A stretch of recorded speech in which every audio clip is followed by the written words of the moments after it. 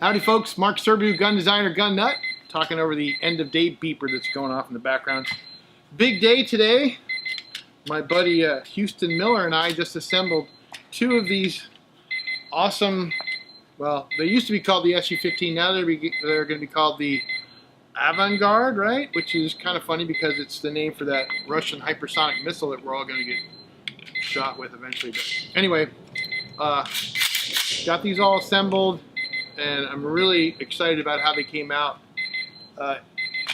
Because he's an independent kind of guy, Houston kind of took his own, did his own thing on some of the parts here, but which I generally hate because it's like I made the drawing, follow my damn drawing. But he did some cool stuff, some little changes that I really appreciate, and it's kind of nice to have someone else who is into this stuff and knows what they want. But anyway, this is just a really quick look at these. You're going to see a lot of SHOT Show videos about them next week sometime. And man, they just came out great. Super light, super cool looking, and they function great. And they have a quick change barrel, which they kind of, the very first version, we were going that way, and then it didn't work out, but these do. And also for a lot of you people. What do you mean, you people?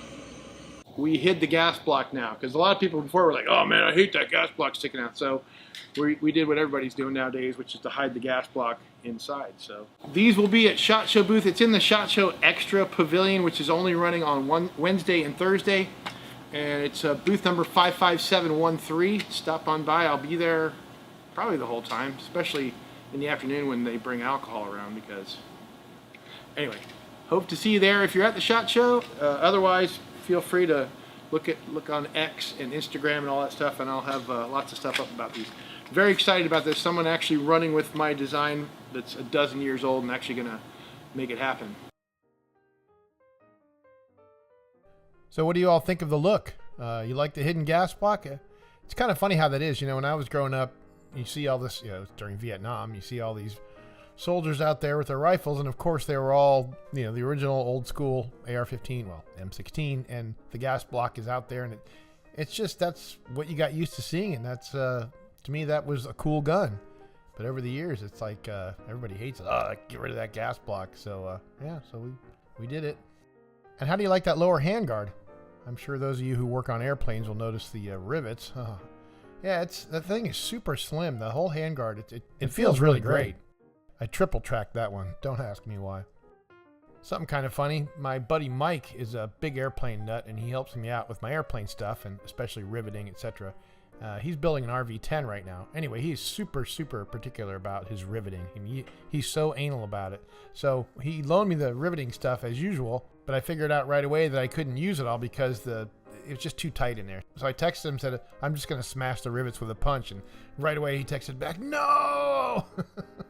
He's like the patron saint of perfect riveting. So here's to you, Mike.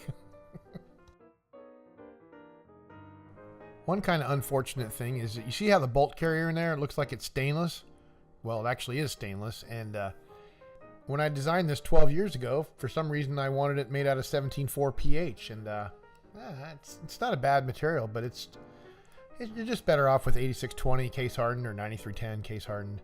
But anyway, so these are going to be shown at the SHOT Show, of course, and everybody's going to look at it and go, oh my God, I want it just like that. And that happens all the time. You know, you show something that's not going to be made in large quantities, and they're going to want it anyway because they saw it and they like it, and that's how it is. So I guess we'll have to come up with a nickel boron coating or something to simulate the look of it. I don't know, or else, hell yeah, we'll make it for you. $1,000 extra.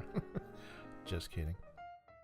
Something I need to mention is that Houston's company, Miller Precision Firearms, started working on this awesome handgun before they started working on my project. This is I guess you got to say 2011 style because you're not allowed to use the trademark. But man, these things are super awesome. High-end, just extremely well made. And you know, I'm not a huge handgun guy, but man, when I felt this thing, how the slide moves, it's, what's the technical term? Snotified glass. It's just so smooth, and the trigger's just out of this world, and I've just got to have one. And that's pretty much all the justification I need. Yeah, at least I don't have to check with the wife, right? Let me know in the comments if you've got to run all your gun purchases by your wife, and what does she generally think about your gun purchases. I used to have problems like that, and then I started a gun company, and the problems went away. Then years later, I really solved the problem, if you get my drift. All right, folks, thanks for watching. Appreciate you as always. Catch you next time.